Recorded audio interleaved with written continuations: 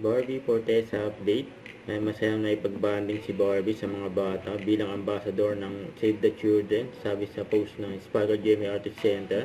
And Ambassador Barbie Fortesa attended today renewal of GMA Network partnership with Save the Children, where she also enjoyed bonding with kids. Ito yung video ni Barbie.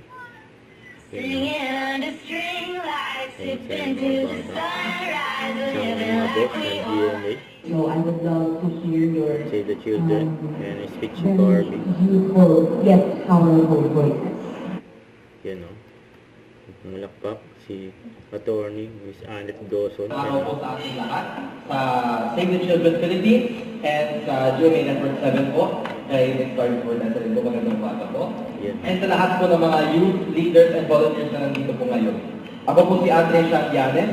At ako naman po, si Maria Isabel Cortez Gutierrez mula sa Jumat SSRG.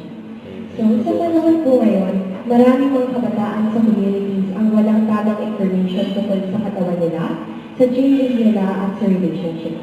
Minsan pa nga po sa mga TikTok or sa mga friends lang po kami nakakakuha ng information. And sometimes, hindi po lagi ito tama. Seryoso. Kaya importante po talaga ang pagkakaroon ng adolescent sexuality and reproductive health sessions.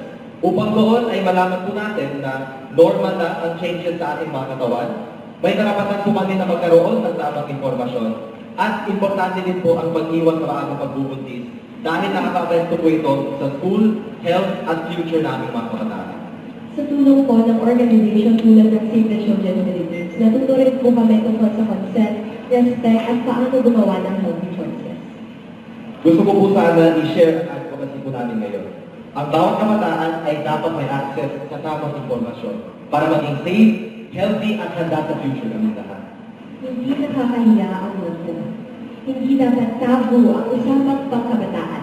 Dapat open, safe, at honest.